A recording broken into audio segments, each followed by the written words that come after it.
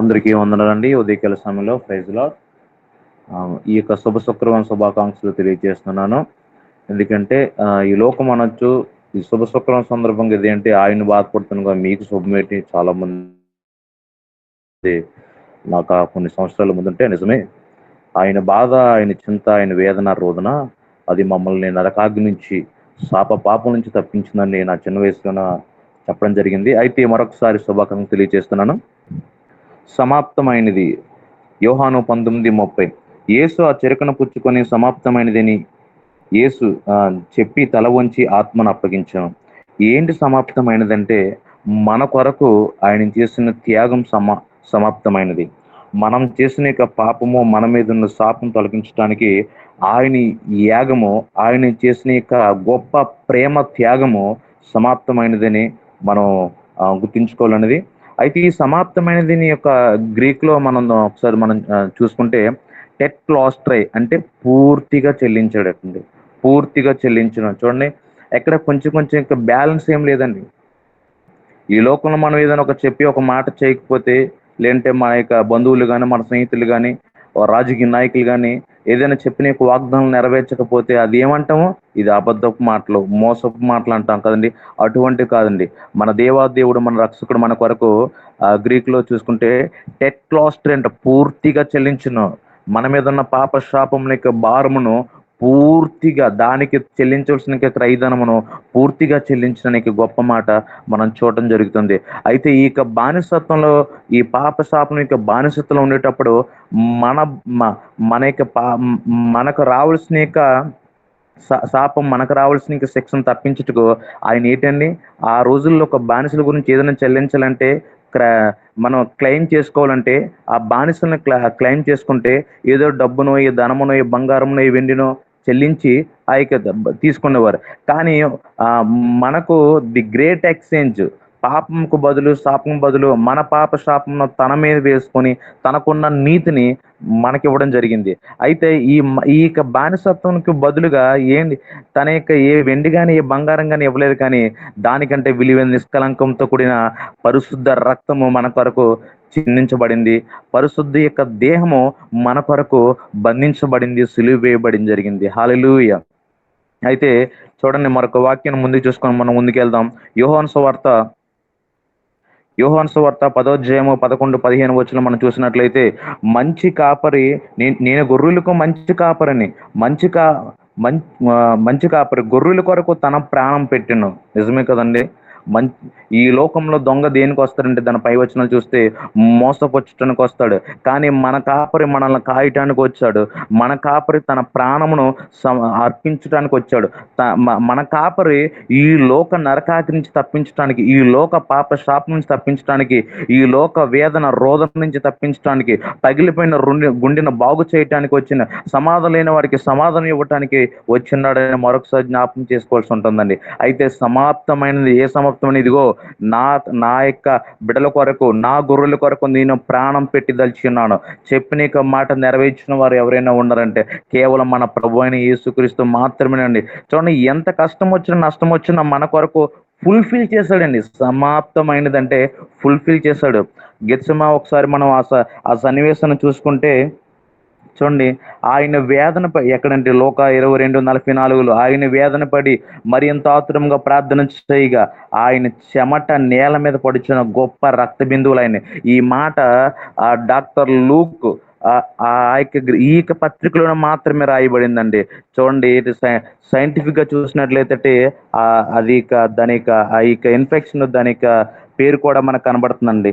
ఏదండి, ఎమటో హైడ్రోజిస్ అండి. అది ఒక్కసారి మన బ్లడ్ ప్రెషర్ లోనైతే భరించలేని వేదన, రోజుల ఫీలింగ్లోకి వెళ్ళిపోతే మన శ్వేత గ్రంథుల నుంచి వచ్చిన చెమట కాదు కానీ ఆ చెమట బదులు రక్త బిందువులుగా తయారయ్యే అవకాశం ఉందట. అవకాశం ఉండడం కాదు, సైంటిఫిక్ గా రుజువు చేయబడింది.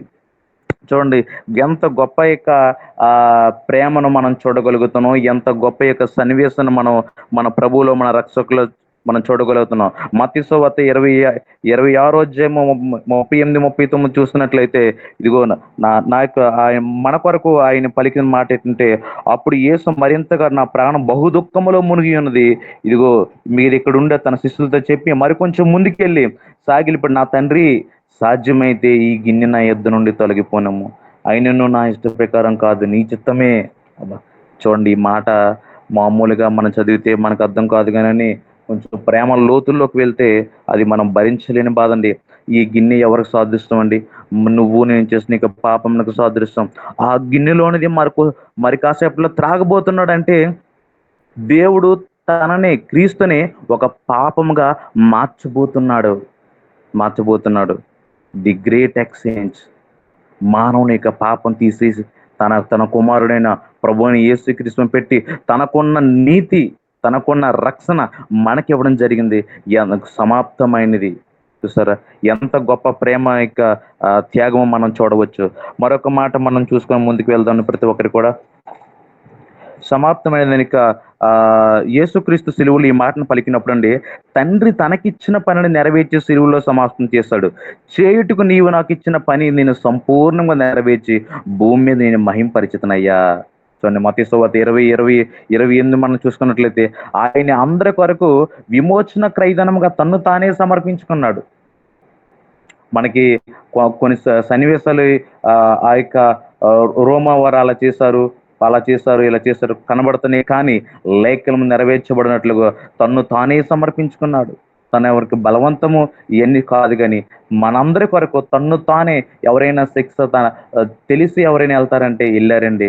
ఎందుకంటే మన పాపాన్ని, శాపాన్ని తొలగించడానికి ఆయన నెరవేర్చాలంటే తనంతట తానే క్రయధనము మన కొరకు తన్ను తానే సమర్పించుకున్నాడు. అయితే మన తండ్రికి చెల్లించవలసిన రుణాన్ని మనకు బదులు క్రీస్తు శిలువ ప్రేమ ద్వారా మన బదులు చెల్లించడానికి విషయాన్ని మనం గుర్తించుకోవాలండి. మెస్సియాను గుర్చిన మెస్సియాను గుర్చిన ప్రవచనాలు నెరవేర్పు శిలువలో త్యాగం. శిలువ త్యాగం సంపూర్ణమైనదండి. అది సంపూర్ణమైనది.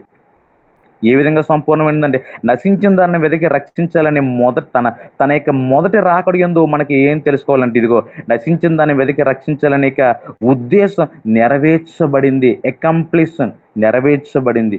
చూడండి, తన మాట ఇచ్చిన ప్రకారంగా సమాప్తం చేయడం జరిగింది, పూర్తి చేయడం జరిగింది, పూర్తిగా చెల్లించడం జరిగింది. తండ్రి తనకిచ్చిన బాధ్యతను సంపూర్ణంగా నెరవేర్చి సిలువలో సమాప్తం చేశాడు.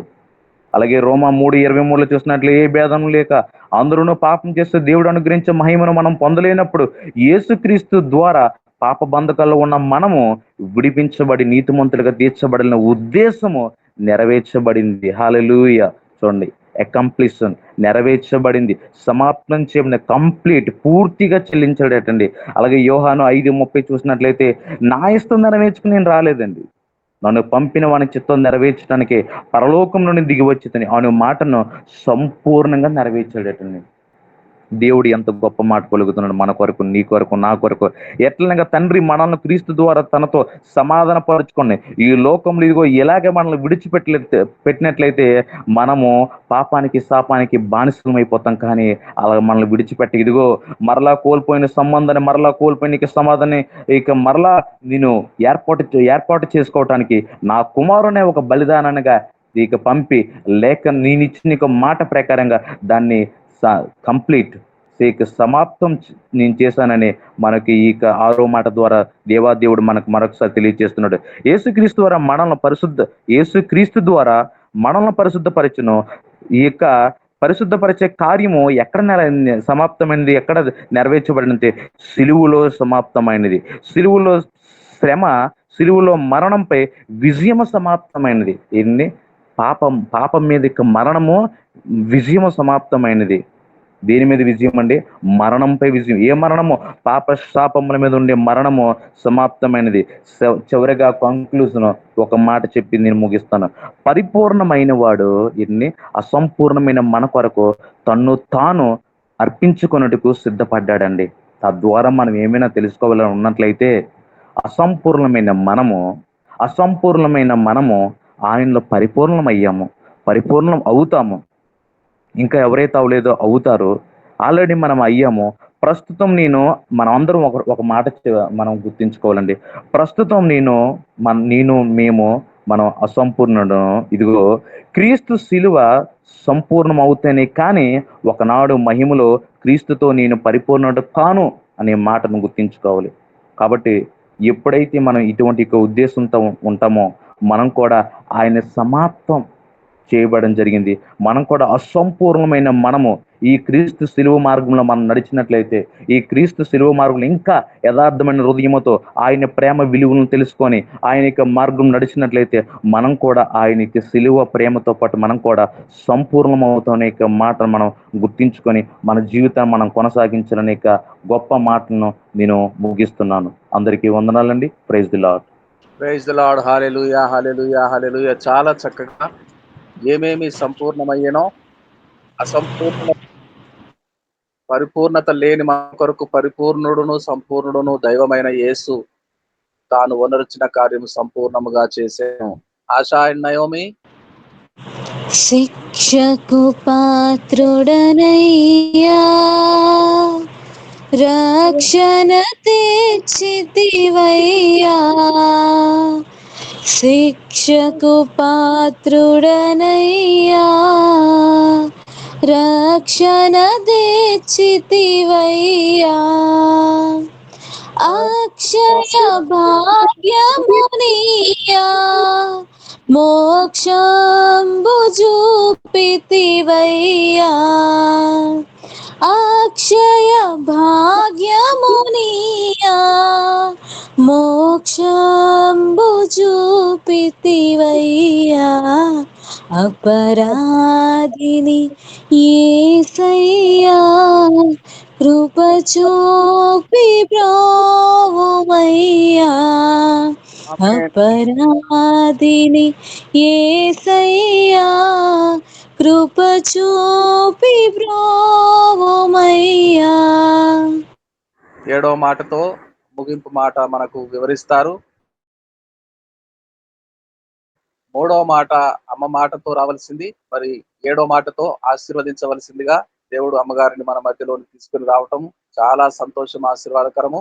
అమ్మగారు 7వ మాటతో రండి. దేవాది దేవునికి, బాబువారి కుటుంబానికి అందరికీ వందనాలండి.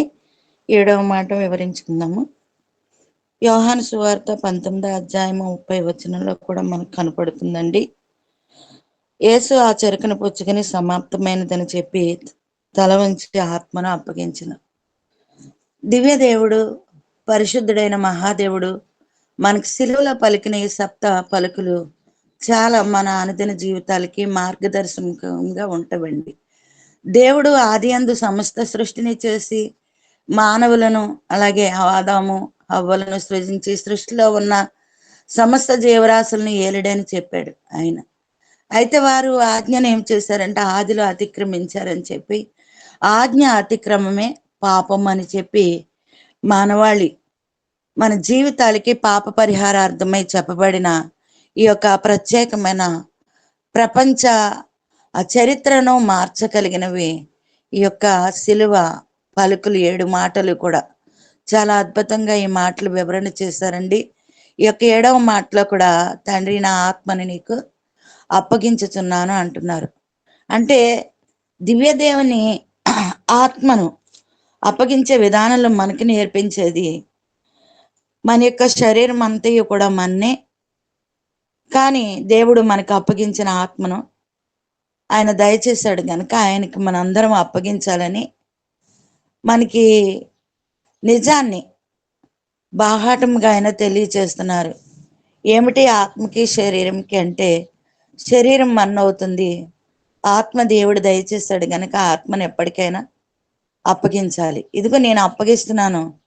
నేను మాదిరిగా మీకు 2024 సంవత్సరాలు మరియ గర్భాన్ని జన్మించి 33.5 సంవత్సరాలు జీవించి మరలా తిరిగి నేను మరణించి ఘోరమైన మరణం తిరిగి లేస్తాను, మరణం ఏది కూడా నన్ను బంధించలేదని కూడా ఆయన తెలియజేస్తున్నారు. అపోస్తల కార్యాల్లో మనం చూసుకున్నట్లయితే 23, 24 2వ అధ్యాయంలో దేవుడు నిశ్చయించిన సంకల్పమును ఆయన భవిష్యత్ జ్ఞానమును అనుసరించి అప్పగింపబడిన ఈయనను మీరు దుష్టుల చేత సిలువ వేయించి చంపితిరి. మరణము ఆయనను బంధించి ఇంచుట అసాధ్యము గనుక దేవుడు మరణ వేదనలు తొలగించి ఆయనను లేపారు. ప్రతి మరణ వేదన కూడా తొలగించి మరి పరిశుద్ధమైన యేసుక్రీస్తు ప్రభును మన కొరకు ప్రాణత్యాగానికి పంపించిన తన తండ్రి అయిన దేవుడు పంపించిన వాడు ఆయన్ని లేపినట్లుగా మనము చూస్తున్నామండి. తన ఆత్మను అప్పగించడానికి ఆయన ఎంతో ప్రాధాన్యమైన ఆలోచనతో మనకి ఈ విషయాన్ని తెలియచేశారు. మనము తిరుగులాడుచున్నాము, బ్రతుకుచున్నాము, ఉనికి కలిగి ఉన్నాము, చెల్లిస్తున్నాము. మనం చనిపోయాక ఏం జరుగుతుందో మనకి తెలియదు. తర్వాత ఎవరు బాధపడతారో, ఎవరు మరి బెంగ పెట్టుకుంటారో, లేకపోతే అసలు అంతటితో వదిలేస్తారో, అవన్నీ కూడా మనకి ఏది కూడా మన ఆత్మ మన శరీరాన్ని విడిచి వెళ్ళిపోయిన తర్వాత మనకి ఏది తెలియదు. కానీ మహాదేవుడు 2024 సంవత్సరాల క్రితం ఆయన శరీరమును విడిచి ఆయన ఆత్మను తండ్రికి అప్పగించిన తర్వాత ఇప్పటి వరకు కూడా ఆ మహాదేవుని యొక్క జన్మ గురించి కానీ, ఆయన మరణం గురించి కానీ, ఆయన చేసిన అద్భుత ఆశ్చర్యమైన కార్యాలను గురించి కానీ జ్ఞాపకం చేసుకుంటే వివరించుకోవడానికి అనేక మంది పరిశుద్ధ గ్రంథం దగ్గరికి వచ్చిన బిడ్డలకి ఎంతో ప్రభు సహాయం చేశారు. ఎల్లప్పుడూ అనుక్షణము కూడా యేసుని మరి తలంచుకోకుండా ఉండేవారు ఏ క్రైస్తవులు కూడా ఉండనే ఉండరండి. మన అనుదిన జీవితానికి కూడా ఈ 7 మాటలు కూడా చాలా అద్భుతమైన విషయాలు కనుక మరణం ఎప్పుడు కూడా ఆయన్ని బంధించి ఉంచలేదండి. అదే మనం 10వ అధ్యాయము 17-18 వచనాలు యోహాను సువార్త చూసుకుంటే, నేను దాన్ని మరలా తీసుకొనినట్లు నా ప్రాణము పెట్టుచున్నాను. ఇందువలననే నా తండ్రి నన్ను ప్రేమించుచున్నాడు. ఎవడునూ నా ప్రాణమును తీసుకొనడు. నా అంతట నేనే దాన్ని పెట్టుచున్నాను. దాన్ని పెట్టుటకు నాకు అధికారం కలదు. దాన్ని తిరిగి తీసుకొనుటకును నాకు అధికారం కలదు. నా తండ్రి వలన ఈ ఆజ్ఞ పొందితిని అంటున్నారు. నా తండ్రి నాకు ఇచ్చిన ఈ ఆజ్ఞ వలన నేను పొందాను గనక నా ఆత్మను నేను నా తండ్రి యొద్ద నుంచే వచ్చాను. నేను మళ్ళా నా ఆత్మను కూడా నా తండ్రికి నేను అప్పగిస్తున్నానని విలువైన ఈ యొక్క 7వ మాటలో మనకి వివరణ చేస్తున్నారండి. అలాగే మన అపొస్తలుల కార్యం చూసినట్లయితే ప్రియులారా 7వ అధ్యాయం మనం చూస్తే 60వ వచనాన్ని చూస్తే స్టెఫెను ఇక్కడ మనకి భక్తుడు కనపడతారండి. అతడు మోకాళ్ళుని ప్రభువా వారి మీద ఈ పాపం మోపకమని గొప్ప శబ్దంతో పలికెను. ఈ మాట పలికి నిద్రించను. సౌలు అతని చావునికి సమ్మతించనండి. ఆయన మనకి ఉదాహరణ కాకుండా నిజాన్ని మనకి తెలియచేస్తారు. ఒక వ్యక్తి ప్రభువుని వెంబడించే వ్యక్తి ప్రభు కొరకు పరిశుద్ధాత్మను పొందుకుని జ్ఞానంతో నింపబడిన స్టెఫెను ప్రియులారా, అది అపొస్తలుల కార్యంలో దేవుని ఆత్మ ఎలా ఆయన తండ్రికి అప్పగించారో నా ఆత్మను కూడా నేను ఆయనకే అప్పగిస్తున్నానని చెప్పి మనకు ప్రత్యక్షంగా ఇక్కడ స్టెఫెను యొక్క మరణం కూడా మనకి తెలుస్తూ ఉంటుందండి. ఎప్పటికైనా వచ్చాము అంటే ఎవరిమైనా కూడా వెళ్ళాలి. నేను వచ్చాను వెళుతున్నాను అన్నారు యేసుక్రీస్తు ప్రభు. వెళ్ళి నేను తిరిగి మళ్ళా వస్తానని చెప్పారు. అలా చెప్పే అధికారం ఎవరికి లేదు. తన తండ్రి తనకి ఇచ్చారు కనుక ఆ అధికారం కలిగిన మాటను బట్టి ఆయన మనకి చెప్పగలిగారండి. మరి మన ఆత్మ ఎప్పటికైనా మరి తండ్రికి పరిపూర్ణంగా అప్పగించే పని మనకున్నది కనుక ఈ శిలువలో పలికిన 7 మాటలు కూడా మన జీవితానికి మన యొక్క ఆత్మకి కూడా ఎంతో విశేషమైన మాటలు. ఎప్పుడు నాది నాది అనుకుంటే ఈ లోకంలో ఒకవేళ ఇంకా మనం బ్రతుకుతామేమో అని చెప్పి నాది కాదు, ఏది నాది కాదని ఈ లోక ఆశలను విడిచిపెట్టి ఈ లోకంలో ఉన్న ప్రతి పాపాన్ని శాపాన్ని కూడా విడిచిపెట్టి ప్రభును పరిశుద్ధంగా వెంబడించి మన ఆత్మ ఆయనకు అప్పగించవలసిన సమయం ఒకటి ఉంది.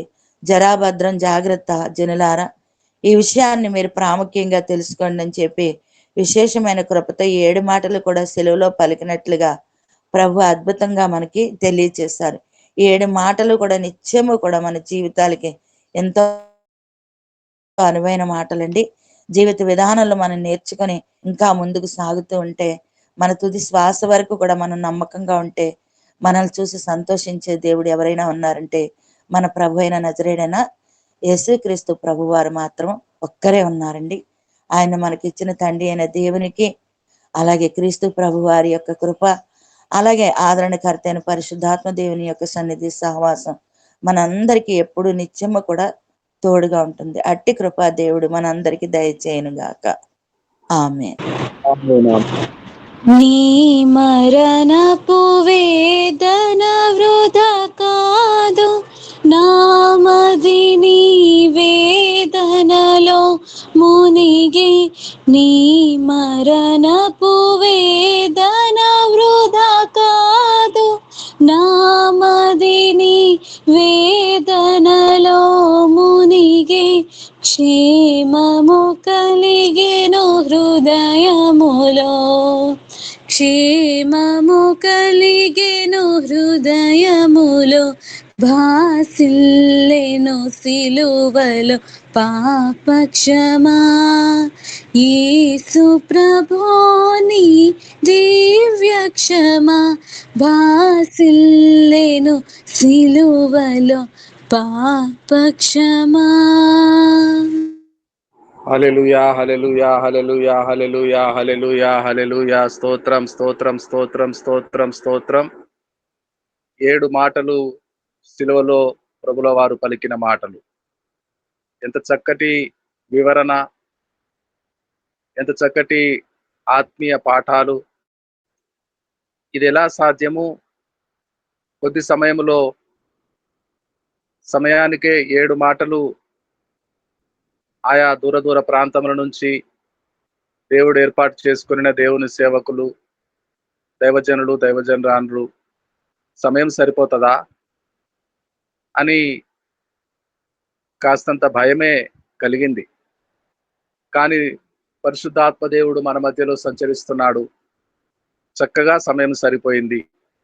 చక్కగా ఒకరి తర్వాత ఒకరు 7 మాటలు వివరించారు. సప్త స్వరాల నవజీవన రాగ మాలిక. శిలువలో నుండి జాలువారిన 7 మాటలు. చాలా అద్భుతమే జరిగింది శుభ శుక్రవారపు తొలి గడియల్లోనే. మార్నింగ్ డివోషన్ లో ఇటు రీతిగా మనము శిలువను ధ్యానించుట, ఆ మాటలను వినుట, ఎన్నో నూతన అనుభవాలను పొందుకొనుట. దేవునికి స్తోత్రం కలుగునుగాక. మీ కుటుంబాలు, మీ పరిచర్యలు, సంఘాలు, మీ బంధువులు, దగ్గరి వారు, దూరస్తులు ఈ ఉదయముననే అనేకమైన కృపలు విడుదలవుతున్నాయి, మేలులు పొందుకొనుచున్నారు. అద్భుతములు జరుగుతున్నాయి. అనేక మంది మేలులు పొందుకుంటున్నారు. గొప్ప గొప్ప స్వస్థతలు కలుగుతున్నాయి. అనేక దినములుగా ప్రార్థన చేస్తున్న ప్రతి ప్రార్థనకు ఇదిగో విడుదల, ఇదిగో ఆశీర్వాదాలు, ఇదిగో దీవెనలు, ఇదిగో దేవుని వరములు. దేవునికి స్తోత్రం కలుగునుగాక. హల్లెలూయా. పరిశుద్ధుడా, కృపా సత్య సంపూర్ణుడైన మా గొప్ప పరలోకపు తండ్రి, ఇది ఎలాగూ సంభవము? 7 మాటలు కొద్ది సమయంలోనే ఒకరి తర్వాత ఒకరు వచ్చి ప్రార్థన పూర్వకముగా వివరించుట ఎలాగో అని ప్రభువా నీ వైపు చూచినప్పుడు నీవు సహాయం చేసి చక్కటి వివరణ ప్రభువా 7 మాటలు వివరించడానికి మీరు చేసిన గొప్ప సహాయం కొరకు స్తోత్రములు చెల్లిస్తున్నాం. అవును ప్రభువా, మేము అనేక దినములుగా ప్రార్థించుతున్నవన్నీ ఇదిగో మాకు ప్రారంభమైనాయి, విడుదలవుతున్నాయి, అద్భుతాలు జరగబోతున్నాయి, ఆశ్చర్య కార్యములు జరగబోతున్నాయి. దేవా నీకు స్తోత్రాలు, స్తోత్రాలు, స్తోత్రాలు, స్తోత్రాలు, స్తోత్రాలు, స్తోత్రాలు చెల్లించుతున్నాం. మా ప్రియ పరలోకపు తండ్రి, నీకు వందనాలు, వందనాలు, వందనాలు నాయన. మా ప్రభువా, మరలా హిందీ సెషన్ లో కూడా నాయన ప్రభువా అనేక మంది నీ సేవకులు, సంఘాలు, కుటుంబాలతో వస్తున్నారు. నాయన ప్రభువా, హిందీ సెషన్ లో కూడా మీ సన్నిధి మాతో ఉంచవలసిందిగా.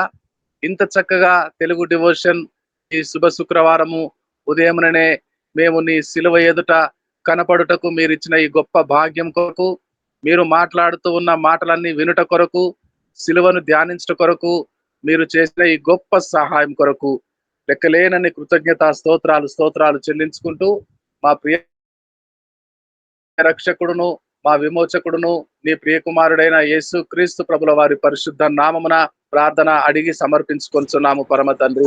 ఆమేన్. సర్వశక్తిమంతుడు తన ఏక కుమారుని సిలువలో వ్రేలాడుటకు, నలుగుగొట్టుటకు ఇచ్చినవాడు, ప్రేమించినవాడు, ఆ ప్రేమ గలవాడై వచ్చిన కుమారుడు, ఆ కుమారుడిలో ఉన్న దేవుని ఆత్మ, ఈ దినము మన మధ్యలో సంచారము చేస్తూ ఉన్నాడు. దేవుని ప్రేమ, క్రీస్తు కృప, పరిశుద్ధాత్మ దేవుని నిత్య సహవాసము, వాక్యము 7 మాటలు అందించిన దేవుని సేవకులకు, సేవకురాండ్రకు, వారి కుటుంబాలకు, సంఘాలకు, విన్న మనకందరికీ, సార్వత్రిక సంఘంలో ఉన్న సకల పరిశుద్ధులకు ప్రభుల వారు రాజాదిరాజుగా ప్రభులకు ప్రభువుగా తిరిగి వచ్చు పర్యంతము సదాకాలము తోడై ఉండునుగాక. ఆమేన్. ఆమేన్. ఆమేన్ ఆమేన్ ఆమేన్. అయ్యగారు వందనాలు, అందరికి వందనాలమ్మా. వందనాలండి బాబు. ప్రైజ్ లార్డ్ అందరికి వందనాలు. మన తెలుగు సభ ఆశీర్వాదం ముగిసింది. ఇప్పుడు హిందీ సభలో ప్రవేశిస్తున్నాము. आइए हिंदी सेशन को आरंभ करेंगे।